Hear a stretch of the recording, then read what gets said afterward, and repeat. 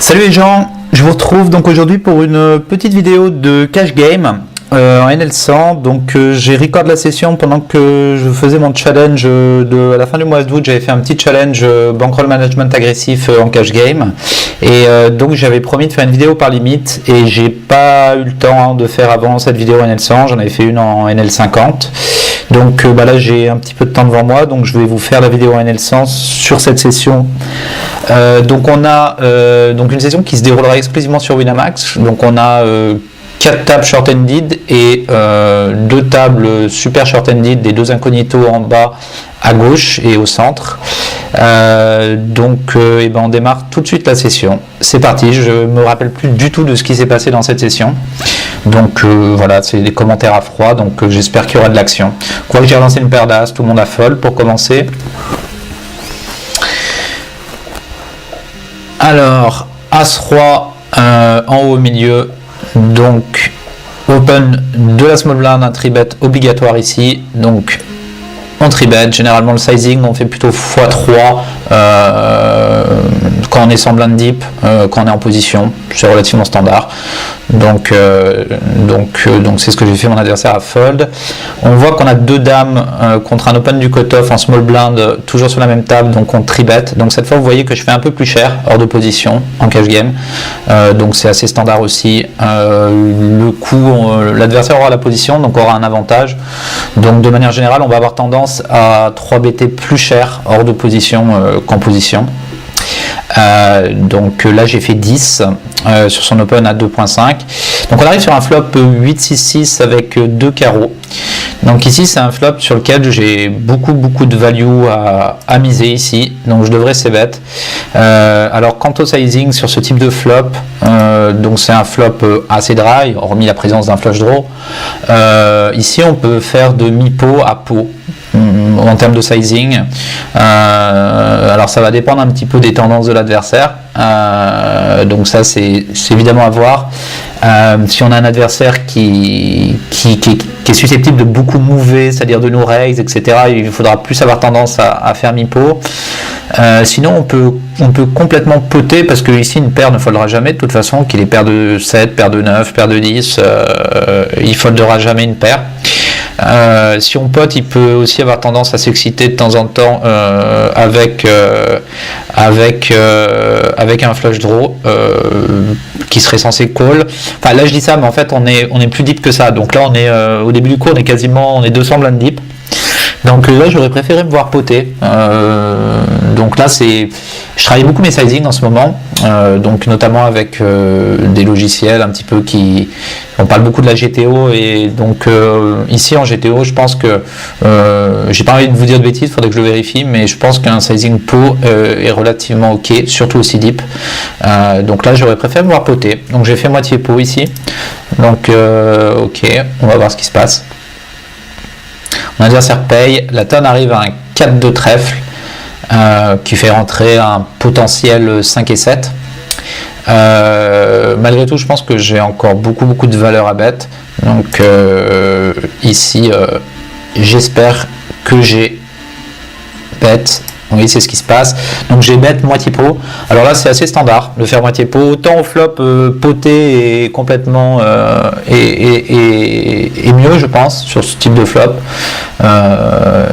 que ce soit d'ailleurs en bluff ou en value évidemment, hein. C'est pas parce qu'on a 2 dames et qu'il faut poter.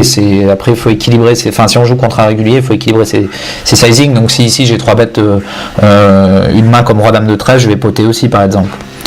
Donc ici je deuxième barrel moitié pot, donc ça c'est relativement standard.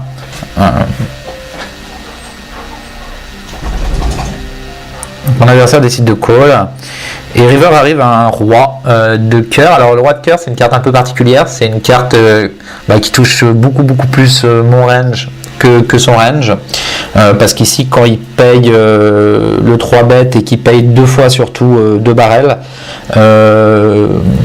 disons qu'il a des rois, mais c'est que les rois qui comportent des flush draws, donc c'est-à-dire c'est des roi 10 de carreau, roi valet de carreau, roi dame de carreau vu que j'ai pas la dame de carreau, as roi de carreau, voilà, as roi de carreau, sachant qu'il aurait quand même probablement fort bet pré-flop, quoique c'est pas toujours, ça dépend des adversaires. Il y a certains adversaires qui aiment bien call quand c'est suité en position.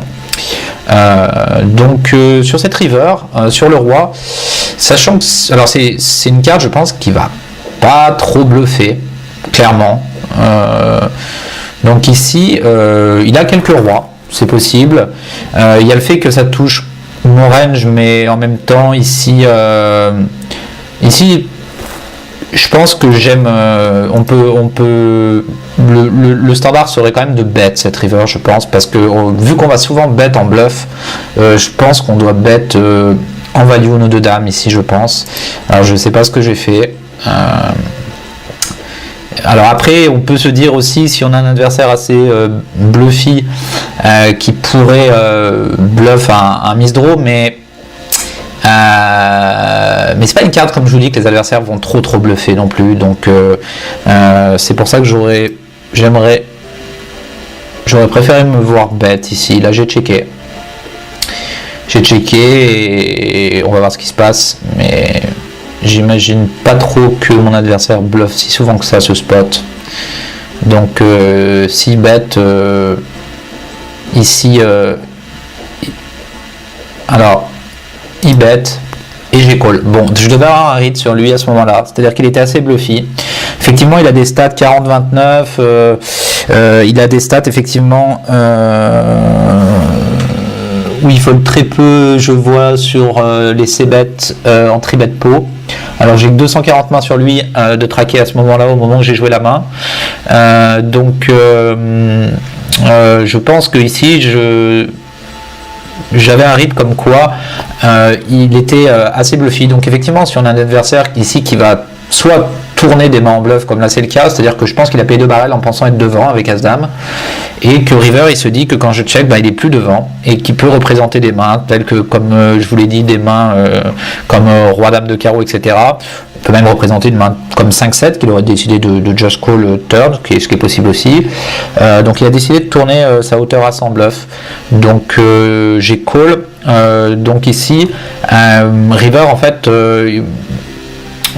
j'avais dit que c'était une river qu'il allait pas souvent bluffer. Alors tout ça évidemment est de manière théorique générale, c'est-à-dire que on raisonne comme ça, on est obligé de raisonner un petit peu comme ça, mais après quand on joue contre un adversaire précis, on analyse bien les tendances de cet adversaire, et ici ce qui est la théorie générale ne s'appliquait pas pour cet adversaire, c'est-à-dire que contre cet adversaire, check collé était meilleur que bet river. Donc voilà, donc là je gagne un pot conséquent en check collant cette river. On continue. Ici on voit sur un tout petit pot qu'on a fait de paire. Donc on va relancer cette turn pour value. Et ça fold As-Dame, donc on a tri-bet contre un open de la small blind, c'est complètement standard. As-Dame suité, c'est une main beaucoup trop forte pour se contenter de juste payer en grosse blind contre une ouverture de la small blind. Il faudra vraiment qu'un adversaire soit extrêmement tight pour just call As-Dame suité ici. Il y a beaucoup de valeur à 3 bet cette main, donc il faut absolument 3 bet, et on 3 bet, et si on est 4 bet As-Dame suité, on ne fold jamais, surtout qu'on aura la position. Donc le standard sur un 4 bet sera de call. Et de jouer notre main en position. Je pense que après contre des adversaires vraiment très spiwi, on peut shove pour value, mais le standard est de call.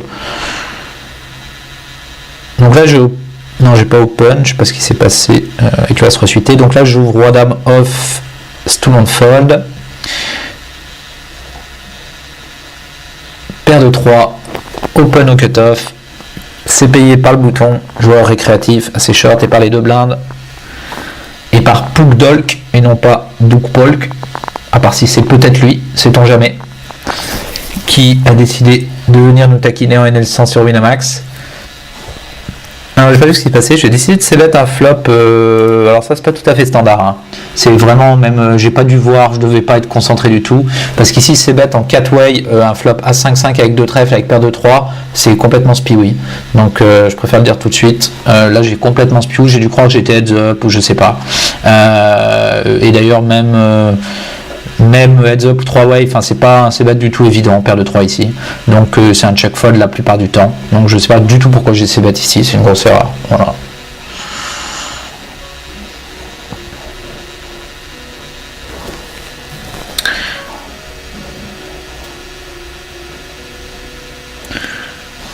Allez, il faut un peu d'action.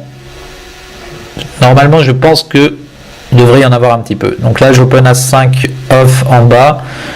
Sur un flop 7-4-2 avec 2 trèfles, je fais face à un donk bet à 3,50€ dans 5,30€ de mon adversaire.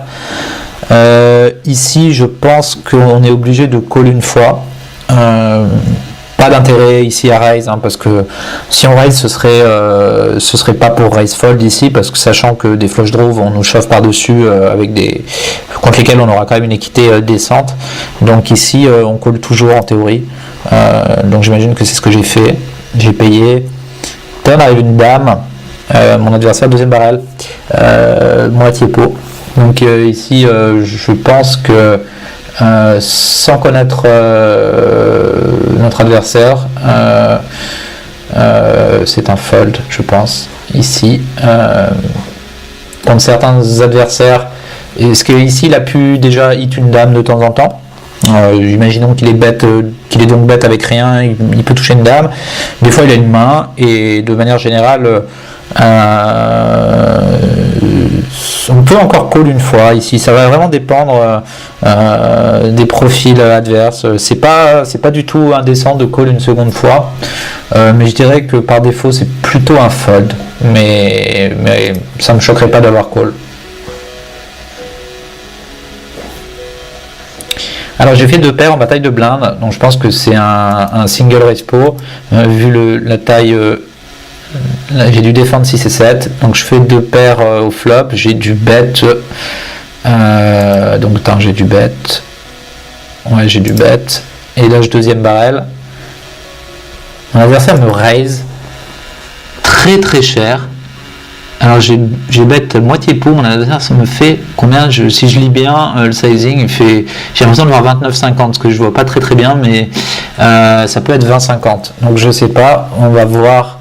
Ici en tout cas, sur cette turn, je pense que je vais pas fold mes 2 paires, et que je vais call et voir à la fois la river et son action river pour prendre une décision.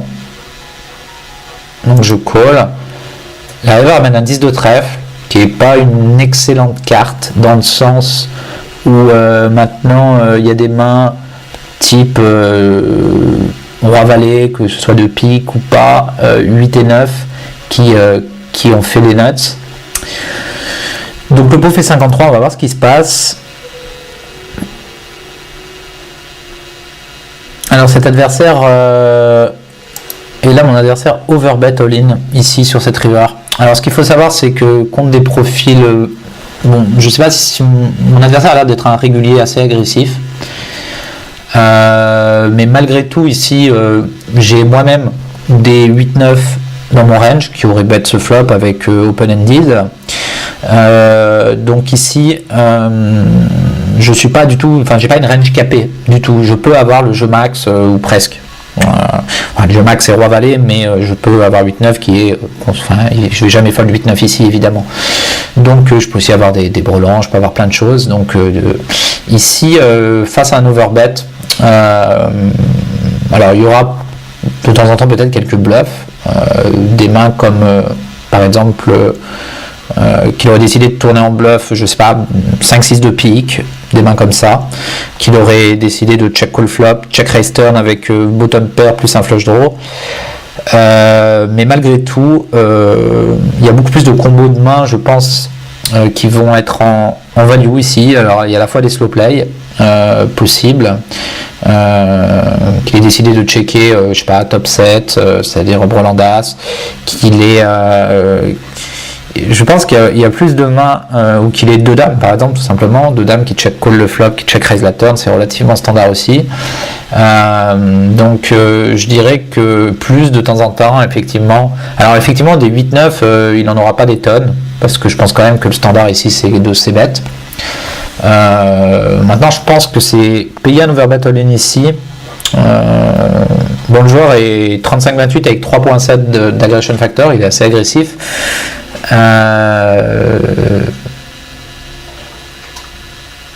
Ici, c'est une décision, je pense que c'est assez close. Faut vraiment, si on connaît l'adversaire, ses tendances, etc., on peut parfois trouver un hero call avec bottom 2, parce qu'on a le bottom 2, c'est les deux paires les plus basses du board. Donc là, on a 6-7, les deux paires les plus basses. Je pense quand même qu'ici, le standard sur un overbet 71 € dans 53 et de fold, on est très souvent battu. Maintenant, si on a vraiment bien profilé notre adversaire comme étant un dégénéré complet, on va pas fold. Alors là, je sais pas du tout ce que j'ai fait, mais j'imagine que j'ai dû probablement fold. C'est ce que j'ai pas d'infos. J'ai que 500 mains sur l'adversaire. J'ai pas joué des tonnes de spots avec lui, donc j'imagine que j'ai dû appliquer mon action par défaut ici. Et oui, j'ai fold. Alors on saura jamais ce qu'il avait. On ne saura pas s'il était en bluff ou en value.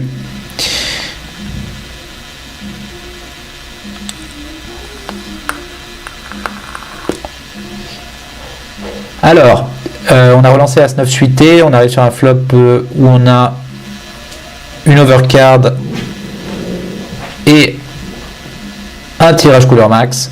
Ici, pas de raison de c-bet ce flop. Je vois beaucoup de joueurs qui c-bet ce type de flop. Ici, concrètement, on est face à une défense de blinde. Donc la range de la défense de blinde, elle est vraiment pas très forte.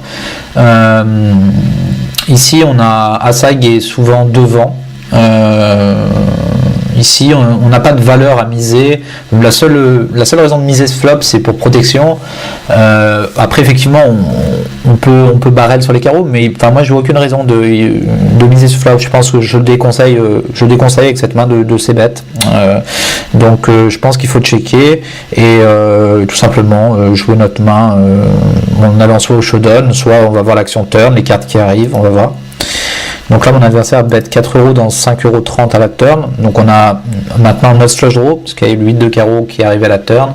Donc on a un call évident, sachant qu'il va bet énormément de draws inférieurs ici. Et que de toute façon, on a une équité qui est énorme. Avec une overcard et tirage couleur max, et on peut set up des flush draws inférieurs, par exemple.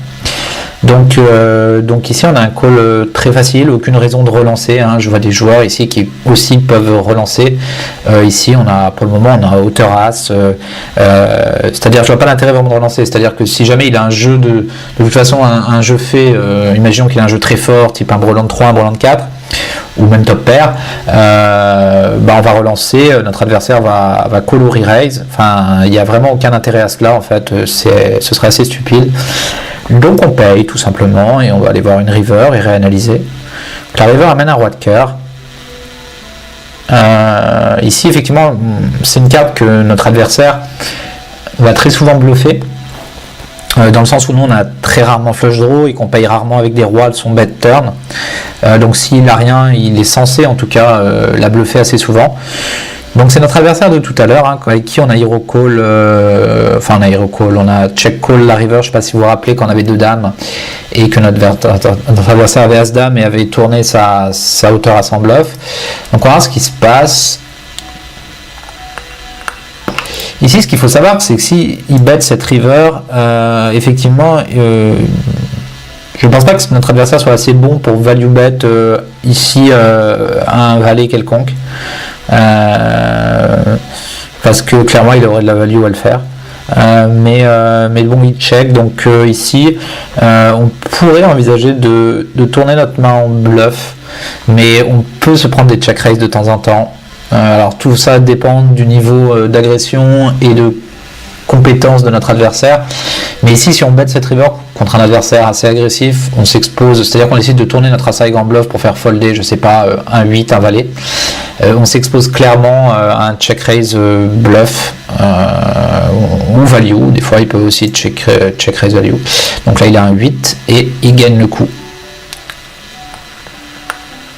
Je sais pas si on aurait fait fold le 8, c'est pas, peut-être pas, c'est très dur à dire.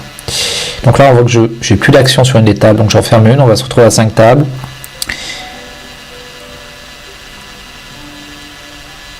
Donc paire de 2, vous voyez que j'ai fold, paire de 2 au bouton contre une ouverture du cutoff.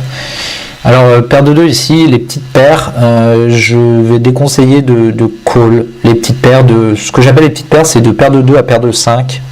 C'est des mains qu'on peut call par exemple en grosse blinde. En défense, ça c'est un call standard parce qu'on a déjà engagé de l'argent et c'est-à-dire qu'on a déjà une blinde engagée, donc sur un open à 2.5-3, on défend les petites paires, il n'y a pas de souci parce qu'on a des cotes pour le faire. Mais quand on n'est pas engagé dans un pot, défendre des petites paires, c'est très très mauvais. Par exemple, paire de 2 ici contre certains joueurs qui foldent pas mal sur les tribets, qui open pas mal et qui fold pas mal sur les tribets, je vais tribet préflop de paire de 2 à paire de 5, voire même après d'autres paires, mais ça c'est encore autre chose. Mais là on va rester sur le thème des petites paires. On va dire que de toute façon, de manière générale, de paire de 2 à paire de 6 au bouton contre cutoff, je déconseille fortement de call ces mains-là. Je pense qu'il faut absolument soit fold contre un adversaire par exemple qui va pas beaucoup fold sur les 3 bêtes, qui va pas beaucoup fold sur les C bêtes, qui va être assez pénible à jouer, je préfère fold, et tribet contre des joueurs qu'on sait qu'on aura pas mal d'aisance à les manœuvrer, que ce soit, soit les faire tout simplement folder pré-flop, soit les faire folder post-flop. Et donc voilà. Mais le standard ici, paire de 2, paire de 3, c'est le fold, clairement. En fait, le set mine, surtout maintenant, avec effectivement le jeu qui s'est amélioré, set miner, c'est un concept qui est presque, je dirais, qui est très peu existant en fait. Ça existe encore effectivement quand on défend sa blinde, mais c'est à peu près tout en fait, parce que quand je dis set miner, ça veut dire jouer sa main uniquement pour faire un brelan, parce qu'une paire de 2 évidemment, n'importe quel flop, où on fait pas brelan, on va pas pouvoir faire grand chose quoi. Donc il y a coller paire de 2 ici est vraiment EV- et vraiment dramatique, donc je recommande clairement de ne jamais le faire, tout simplement. Alors tribet de temps en temps quand vous voyez que c'est EV+ de le faire. As-Valet, on a un limbe de la small blind en bas sur la table incognito, donc on raise. C'est ici à peu près le bas de la range que je vais raise en petite blinde. Même As-10 off, c'est pas évident que je le raise. Des fois, je vais juste compléter. Ça va dépendre de pas mal de choses. Bon, la table casse. Ils ne veulent pas me jouer. C'est dommage.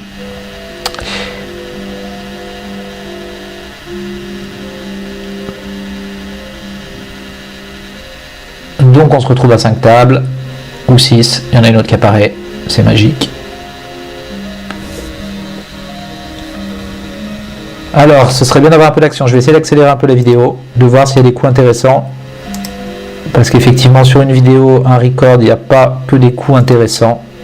Même si on peut s'arrêter sur les petits coups, pour parler de certains aspects théoriques et stratégiques du jeu. Donc là, Roi 2, on a défendu un min raise, ce qui est assez standard. Roi Egg, quel que soit le kicker, on va défendre contre un min raise, je pense. Contre un raise à 2.5 ou 3, c'est différent. Mais contre un min raise, on va défendre. On va défendre une range plus large. Donc on fait 2 paires, on a check call. Parce que ce flop, on n'a pas une range de check raise si je sais pas des flops que je vais trop check raise personnellement quand j'ai juste défendu ma blinde, un flop roi egg assez sec, je pense que même 5-6 ici je vais avoir tendance à le check call, c'est-à-dire pour deux overs sur la deuxième paire et gut shot, ça va dépendre, mais je vais pas avoir, donc je préfère check call. On a laissé un deuxième barrel sur le 3, donc maintenant on peut être évidemment battu par des mains type 5-6 à 5, donc là il faut absolument pareil. En fait, de manière générale, il faut éviter de raise des spots quand on peut être drawing dead à la turn, il faut faire très très attention à ça. En cash game en fait, et même en tournoi je dirais, mais il faut faire très attention à des spots où effectivement on peut se retrouver face à des jeux qui nous crushent complètement. Il faut pas s'amuser à check raise les turns. Alors je dis ça, c'est un petit peu en heads up, disons que la valeur des mains diffère un peu, mais je parle en short and lead. Donc là on check call encore et river on va encore check call de toute façon. Avec deux paires ici il reste encore des bluffs dans sa range et il peut des fois value moins bien, c'est possible. Là il fait 2 tiers pot, donc on a un call facile et notre adversaire nous monte à 5. Donc voilà, c'est ce que je disais, hein. Surtout imaginez que je check raise cette turn, c'est dramatique parce que, ou alors je peux check raise et il fait tapis et fold, mais check raise fold ici ça n'a pas de sens. Donc voilà, il avait le jeu max. Donc en plus de ça, clairement si j'avais check raise le flop, il aurait jamais fold, il aurait toujours call avec sa gut shot, son overcard et sa backdoor carreau. Bon, c'est pas pour dire que le check raise n'est pas bon au flop. Le check raise, on a deux paires, on peut check raise, mais voilà, je pense que c'est typiquement le genre de main à check call 3 barrels de manière standard. Il peut à la fois value bet moins bien sur un 3 barrels, des mains type roi dame, type as roi, et puis avoir des bluffs. Donc j'aime beaucoup ici le check call 3 barrels. Donc on continue, on a fait une flush dans un pot limpé. C'est toujours ça qu'on va essayer de prendre, gratter un petit peu. Donc ici As Valet, on a open, pas de raison de se battre ce flop, 8-7, si on se fait check raise sur ce flop, on va pas pouvoir faire grand chose. On a deux overcards et ici je vois pas vraiment de raison de turn notre adversaire bet. Ici je pense qu'on peut pas call profitablement ici, donc entre les draws qui rentreront et puis on va pas check call 3 barrels. Alors c'est pour ça que c'est pas une horreur absolue de c-bet. Moi je sais qu'en cash game j'ai une stratégie qui est très différente quand même dans le tournoi. Je vais c-bet je crois aujourd'hui avec ma stratégie actuelle en cash game je vais c-bet moins de 50% des flops, donc entre 48 et 50% des flops. Donc après moi c'est ma stratégie ici, il y a des joueurs qui s'ébêtent de manière quasiment automatique. Moi je pense, pour avoir beaucoup analysé les spots etc, que c'est une erreur aujourd'hui de trop s'ébêter en cash game. Cash game c'est assez différent du tournoi, il y a moins d'intérêt à essayer de gagner en tournoi. C'est vrai que les pots faut de manière générale essayer de les prendre, surtout quand on arrive sur des levels avancés de tournoi. Faut essayer de trouver en fait en tournoi les meilleurs moyens de gagner les pots et les gagner. Faut en give up quelques-uns mais beaucoup moins qu'en cash game, où en cash game on peut se permettre de give up pas mal de pots quand on n'a pas grand chose. On sait qu'il y a on aura toujours des spots, alors qu'en tournoi effectivement sur certains tournois on va essayer de gagner, on va avoir plus envie d'essayer de gagner plus de pots quoi, parce que évidemment les blindes augmentent etc, ce qui n'est pas du tout le cas en cash game. Donc roi dame de pique, roi dame off en nouveau TG, open standard, tout le monde fold.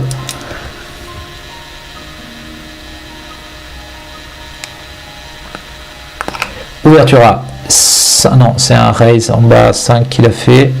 Donc roi dame de trèfle, on open notre bouton ici peut-être un spot intéressant ici. Donc on arrive avec sur un flop 10 de carreau, 9 de carreau, roi de trèfle, on a deux overcards, une gut shot pour le jeu max et un backdoor trèfle. Ici c'est clairement un c-bet, donc on c-bet, notre adversaire call, la turn amène le 2 qui est une doublante basse.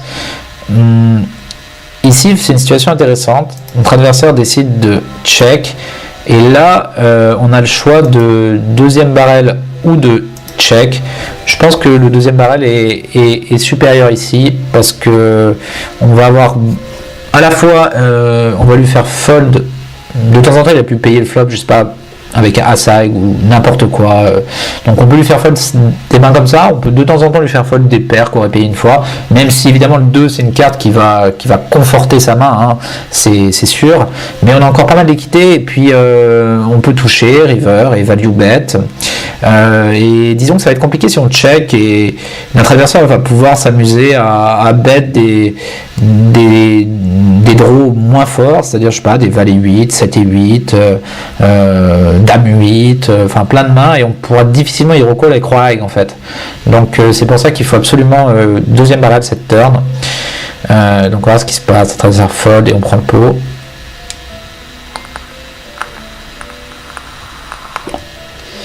Roi 3 de cœur, il y a eu un open à 2,5x du bouton en bas à gauche, payé par la petite blinde, donc joueur récréatif en petite blinde. Ici, c'est une main qu'on peut clairement call et qu'on pourrait aussi 3 bet, squeeze. Ça ne me choquerait pas du tout de 3 bet squeeze ici. Le standard reste l'overcall, mais de temps en temps on peut squeeze. Bon, je vois que mon adversaire au bouton ne fold très peu, en tout cas il y a 0% sur les statistiques que je vois, donc j'imagine que c'est pour ça que j'ai overcall. Ah merde, le spot a bugué. Ah non, il revient, c'est bon. Donc tout le monde check. Je pense pas que ce coup ait trop d'intérêt.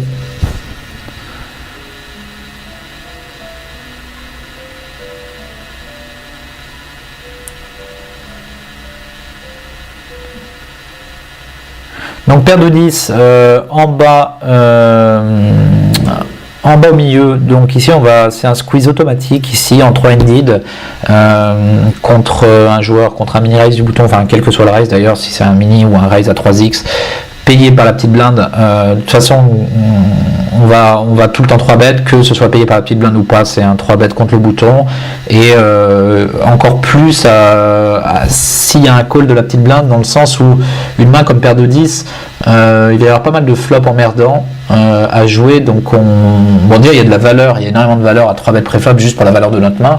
Et en plus de ça, il va y avoir des flops qui vont être compliqués à jouer, donc on a bien envie de se retrouver, en plus de ça, si le reg fold et le mauvais joueur de la table paye, on sera très content.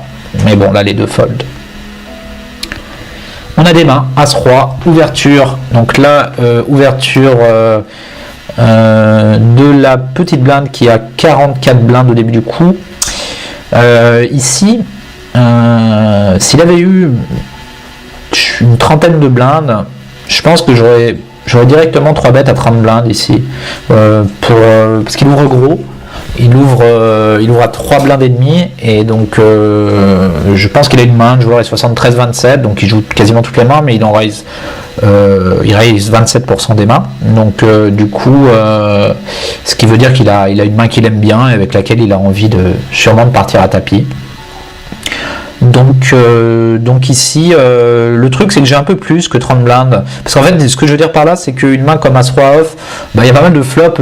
Il va rester, en fait, si on 3 bet standard, il va rester un peu de size bet en fait au flop. Donc il y a pas mal de flops, je sais pas, on va se retrouver sur un flop, je sais pas, Valet 8-7, où on va devoir give up. Donc il y a plus de V, je pense, à directement mettre ces 30 blindes. Et là, 44 blindes, c'est un peu beaucoup de 3 bêtes à 44 blindes, donc je pense que je vais 3 bet de manière standard. On va voir ce que je vais faire. Je vais 3 bet oui de manière standard apparemment à 11. Là il restera un peu plus que, voilà, là il reste de quoi 2 barrels en fait, donc c'est un petit peu différent. Mais quand il reste un peu de size bet sur un tri-bet, je pense qu'il vaut mieux mettre tout pré-flop. Je parle avec As-Roi off, hein, avec des mains As-Roi suité, ça joue déjà un peu mieux post-flop, mais un mec qui a 30 blindes, franchement ne vous prenez pas la tête à 3 bêtes standard, un sizing standard. Moi je conseillerais vraiment de faire tapis, de faire son tapis directement avec des mains avec lesquelles, comme on va dire As-Roi off, As-Dame off, quand un joueur a 30 blindes qu'on sait qu'il va go broke avec des As-10, As-Valet, Roi-Dame, whatever, de directement mettre son tapis au centre, et puis ça évite la prise de tête sur certains flops. Donc ici le pot fait 23, on arrive sur un flop As-8-4, on flop très sec, on flop vraiment les nuts. Ici je sais pas si mon adversaire est capable de bluffer ou pas, mais je pense que c'est un flop qu'on peut soit décider de c-bet petit, soit décider de check pour induce des bluffs, si on pense que notre adversaire va bluff. En tout cas je sais que j'aime assez checker ici contre un mauvais joueur au flop, parce que là c'est en faisant clairement partie de notre range, c'est une carte qui lui fera très très peur, donc je pense qui lui fera, c'est l'action C-bet, il se dira ok il a toujours l'as, etc. Donc s'il n'a pas d'as, je suis même pas sûr qu'il paye avec ses paires ici, c'est possible, hein, ça dépend des profils, mais les deux sont ok, check ou bet. Si on bet, en tout cas il faut bet petit pour essayer de lui faire croire qu'on n'a pas l'as, et sinon check est très correct aussi. Donc là on sait check, ça fait check. Sur la turn arrive une doublante du 4.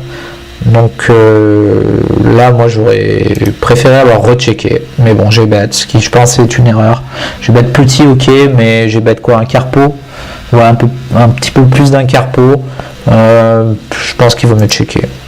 Là, je pense qu'on va obtenir trop de fold. Voilà, il a payé. Donc il a payé. C'est vrai que si l'adversaire est passif, il faut miser par contre. Donc peut-être que c'est pour ça que j'ai misé. Si on pense que l'adversaire ne bluffera jamais, ça sert à rien de checker. En fait, checker a du sens. Checker des mains quand on a une bonne main, ça a du sens si on pense que l'adversaire va bluff.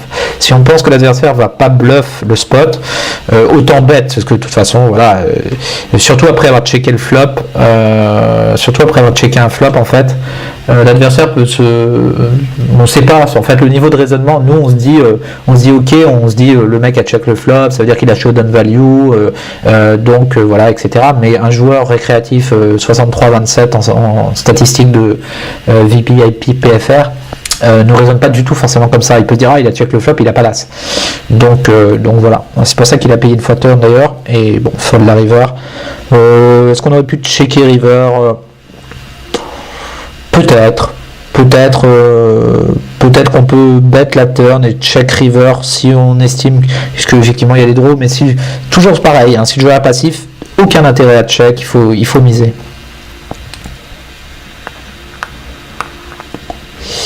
Donc là on a un spot avec As-10 qu'on a dû overcall sur un raise à 2,5x qu'on a décidé de pas squeeze. Ça, il y a des situations ici où je squeezais de manière assez automatique avant As-10 off et je me suis aperçu que c'était pas bon de squeeze As-10 off. As-10 suité, oui, parce que ça joue beaucoup mieux, mais As-10 off ici, on va s'isoler contre des ranges qui nous crush assez souvent. Ce sera pas forcément une main facile à barrel à jouer post-flop. Surtout que maintenant ça défend quand même pas mal à la fois sur les tribets, à la fois sur les c-bets, sur les deuxièmes barrels, etc. Donc du coup je pense que j'ai overcall, enfin c'est un play ok. Avant je squeezais de manière trop automatique ces mains là. Donc et sur ce flop par contre j'ai fold sur un donk bet. Alors j'ai fold sur un donk bet d'un joueur qui donk bet assez cher, sachant qu'effectivement il y a toujours l'open raiser derrière moi. J'aurais pu aussi min raise ici. J'aurais pu min raise. J'aime call, j'aime pas trop call As-10 sur un bet ici. Après bon, fold n'est pas choquant, hein. On a la gutshot pour le jeu max, mais ici on aurait pu raise, ouais. On aurait pu min raise de temps en temps.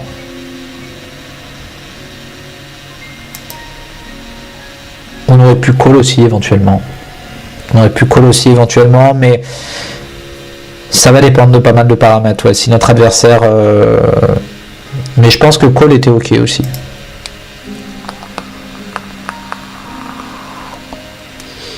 Donc on voit que je fold un As-2 off en small blind. C'est une main effectivement contre un joueur agressif en haut à gauche. J'ai foldé As-2 off en small blind. C'est une main qu'en tournoi je folderai évidemment jamais parce que il faut beaucoup plus défendre ses blinds, hein, comme j'ai expliqué tout à l'heure en tournoi. En cash game c'est différent. As-2 off c'est pas du tout choquant de fold en petite blind. C'est une main qui joue très très mal. On va vraiment c'est des mains qui à la fois on se fait setuper. En fait, je sais pas, déjà As-2 off, on peut se prendre des quintes contre des quintes supérieures. On a vraiment pas grand chose à barrel, hein, on n'a même pas de flush draw à barrel avec une main offsuit, donc c'est une très mauvaise main. Donc je pense que fold contre un adversaire compétent, agressif, n'est pas du tout choquant en petite blinde en cash game.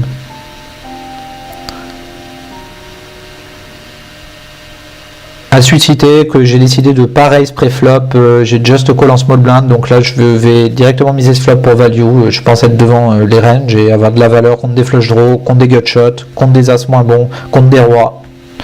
Donc là on se fait min raise, donc on paye le min raise. Pour le moment simplement ici il peut raise moins bien déjà, il peut raise des as moins bons, on ne sait pas ce qu'il peut raise à ce moment-là, donc on paye toujours.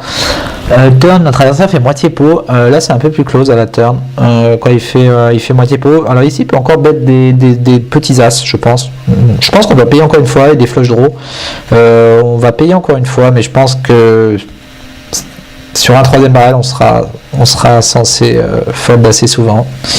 Alors là il arrive à un 10, donc maintenant je pense qu'on va, il va voilà, bah c'est ça, typiquement il avait donc on était devant à la turn, on avec notre as, il avait un gros tirage, tirage quinte et tirage couleur, il a touché le valet de turn, il a encore misé la moitié du pot, donc avec son équité, ça perd plus son tirage couleur et quinte, et du coup on a payé, il a fait 2 paires river et ça fait check, donc rien à redire sur ce coup, assez standard.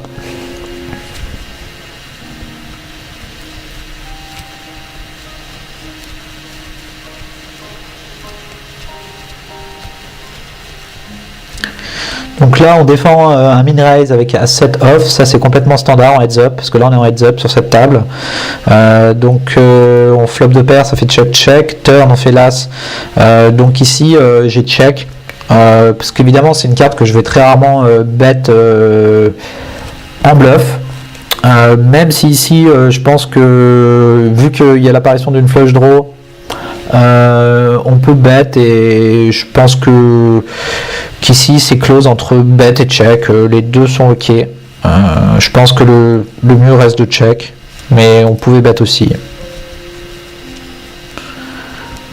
c'est à dire que voilà, notre adversaire a rien, donc ici c'est une carte, enfin en théorie là il aurait été censé quand même essayer de bluffer ce spot. Bon, il l'a pas fait, donc du coup voilà. Mais je pense que check est un peu mieux que bet, parce que ça touche quand même beaucoup plus la range de notre adversaire, que dès qu'en fait des cartes qui arrivent, par exemple, imaginons qu'il arrive turn, river, etc.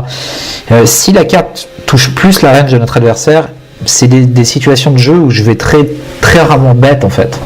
En fait, c'est vraiment raisonné en termes de end range, quoi, de range de cartes que les joueurs peuvent avoir, sont susceptibles d'avoir par rapport à l'action qui s'est passée avant le flop. Et quand je just call en fait un mini raise, déjà je dis pas que j'ai pas d'as, la preuve là j'ai un set of suit, mais j'ai moins dans ma range de cartes hautes que mon adversaire, donc du coup il y a des situations où même quand on a on fait face dans des situations de jeu où on est à des positions, c'est-à-dire que on a just call un raise d'un joueur en early, c'est-à-dire en début de position, il y a des cartes comme les rois et les as évidemment qu'on va jamais bet en fait si notre adversaire a checké, parce que notre adversaire déjà peut essayer de les représenter parce qu'ils sont plus dans sa range en fait. Ils sont plus dans la range adverse, donc rien que pour cette raison en fait, ça justifie de passer en mode check call ou check raise quand on a des jeux forts, et donc voilà. Et donc voilà. Donc ici, on a fait quoi? On a limp call. Non, on a défendu. Alors, ce qui s'est passé? Valet 10, oui, j'ai les... Alors, on va revoir l'action. Ça, c'est l'action d'avant. Valet 10, ouais, j'ai limpé en petite blinde. Donc oui, comme vous l'avez vu dans la vidéo, peut-être en NL50, j'ai une range de limp call, de limp fold et de limp pre-raise en petite blinde. Alors, c'est des choses que j'utilisais à un moment qu'en tournoi, et maintenant, je l'utilise aussi en cash game. Donc du coup là, Valet 10 off, c'est une main que je vais toujours limp call. Parce que c'est une main médium, et je sais qu'un adversaire aggro peut raise de temps en temps moins bien. Donc vous aviez vu que 6-7 suité, je l'avais limp pre-raise. C'est des mains que je vais limp pre-raise. Là, je vais limp call Valet 10. Donc je limp call et j'arrive sur un flop 10-10-6 avec un flush draw. Là on est un petit peu deep avec mon adversaire, on joue quand même 170 blindes deep environ, donc là j'ai le choix de check call ou check raise. Bon, on est en bataille de blindes, ici disons que je vais check raise pas mal sur ces flops Je vais check raise bluff pas mal, donc je pense qu'ici check raise le trip, c'est-à-dire le brelan de 10 est complètement ok, donc j'aimerais bien avoir check raise plutôt que check call d'ailleurs. Disons qu'ici il y a de la valeur à check raise. Au-delà de ça, vu qu'il y a la présence d'un flush draw, qu'il y a des gut shots, qu'il y a pas mal de mains où l'adversaire peut ne pas nous croire. Il y a des raisons que notre adversaire ne croit pas à notre raise, donc je pense qu'il faut raise. Et c'est d'ailleurs on le fera de manière très clairement en bluff, quoi. Donc ici on a un deuxième barrel de valeur. Vient la question du sizing. Ici on a fait moitié pot. Est-ce qu'on aurait pu checker cette turn? Je pense que oui, au lieu de miser. Alors effectivement il y a de la value encore, hein, contre des mains du type paire de 8, paire de 7, des flush draw, donc il y a de la value à miser. Maintenant effectivement, si on est face à un adversaire qui est très agressif, ce qui pour le moment ça a l'air d'être le cas sur les stats que je vois, check est pas horrible, mais le standard est quand même de deuxième barrel ici. Je pense que il y a beaucoup de draws qu'on va avoir qui vont deuxième barrel ici, donc c'est ok de deuxième barrel pour value aussi avec le brelan. Donc je pense que le standard est clairement de bet ici cette turn. J'ai fait moitié pot, on peut aussi, je pense que c'est standard, moitié pot, tout simplement. C'est low sizing, standard. Donc là on a ces bêtes dame 5, on a open ou bouton en heads up. Et on a ces bêtes ce flop. Alors là c'est tout à fait standard, on a un backdoor flush draw et on peut pas se contenter de notre dame hag et d'essayer de le mener au show. Donc on a open, on a un flop à side, on s'est bête et on va deuxième barrel évidemment cette carte qui est très bonne pour nous puisque à la fois il peut jamais avoir des mains du type as-roi, on a un bloqueur sur les flushs, c'est-à-dire on a la dame de cœur, donc il aura moins souvent des flushs. Et en plus de ça, on a de l'équité avec notre flush draw max maintenant. Donc on va deuxième barrel.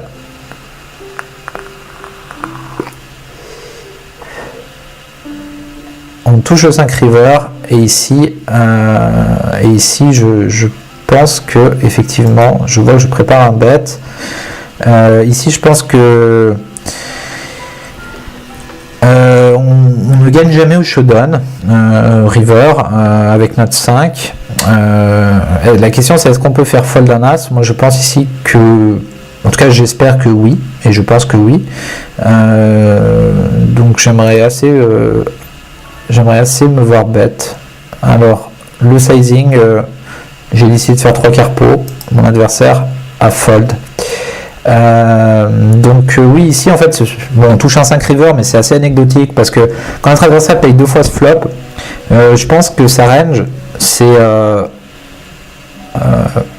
un as, un 7 avec un cœur et quelques flushs basses qui check call. Mais bon, comme j'ai expliqué tout à l'heure, vu qu'on a la dame de cœur, on bloque on bloque tout simplement on enlève un out de cœur, donc ça veut dire qu'il aura moins souvent la flush, et bon évidemment il aura jamais as-roi, c'est des mains qu'il aurait su relancer avant le flop, et ici nous on peut vraiment représenter des mains fortes. Donc checker ici river serait en se disant j'ai un 5, je check. Non, il faut vraiment se dire est-ce que mon 5 va gagner, et là clairement il gagne jamais.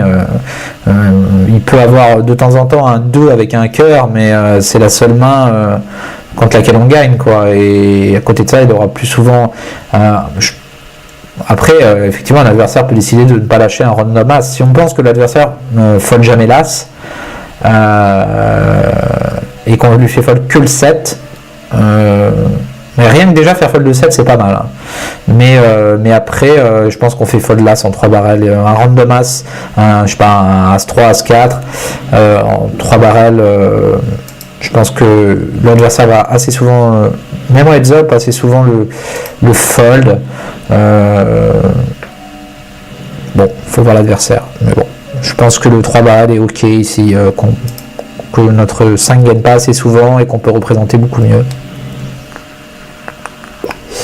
Donc ici apparemment on a défendu. Alors attendez, on va regarder on va finir sur ce coup, je pense. c'est un pot qui a été, ah oui, d'accord, donc on a fait face à un mini tribet d'un joueur récréatif. Donc on a open à 2,4x 5 et 7 suités au bouton, complètement standard. Et notre adversaire a décidé de défendre, de mini 3 bêtes. Donc il a fait sur notre 2,40, il a fait 3,80. Donc on a un call évident, on a des cotes énormes et beaucoup de cotes implicites face à ce type de joueur, de lui prendre pas mal d'argent. Donc on arrive sur un flop 6-6-5 avec 2 piques. Notre adversaire c'est bête la moitié du pot, donc ici on a un call complètement standard avec une paire. Donc on call. On trouve une gut shot en plus à la turn. Donc là, ici, évidemment, même sur un deuxième barrel, je pense qu'on va jamais, enfin, c'est pas que je pense, c'est que je suis sûr qu'on va jamais fold. Donc on call encore une fois. En fait, on va jamais fold pour à la fois l'équité qu'on a et que notre adversaire peut 2 barrels à peu près, n'importe quoi ici encore. On va voir ce qui se passe sur cette river qui est pas magnifique pour notre main. Notre adversaire décide de 3e barrel à 19 dans 37,80. Ici, je vous avoue que nous, on peut clairement avoir la flush de temps en temps. Ici, il fait un sizing qui fait penser à de la value, c'est-à-dire 19, ça fait penser que qui met du genre c'est pas cher, paye-moi. Alors après c'est toujours pareil, il faut essayer de se demander à quel niveau il y a des joueurs qui peuvent faire ça exprès parce qu'ils savent qu'on va penser ça, mais ici je pense que face à ce joueur, enfin j'aimerais bien me voir fold ici. Je pense qu'on ne gagne pas assez souvent quand un adversaire 3 barrels ici. Concrètement, j'imagine qu'il s'imagine quand même qu'il y a pas mal de mains qui vont le payer vu l'action. On a payé 2 barrels ici, donc je pense que call serait une erreur ici, qu'il faut fold. Et j'ai fold, donc jusqu'ici tout va bien. Donc écoutez, je vais en terminer ici pour cette première partie. Je ne sais pas si j'aurai le temps de vous faire une deuxième partie, mais je vais peut-être essayer. En tout cas, il reste du contenu. On est à la moitié de ce que j'ai record sur cette session à NL100. Donc je vous souhaite, j'espère déjà que vous aurez pris du plaisir à regarder cette vidéo et je vous souhaite bonne chance aux tables. Bye.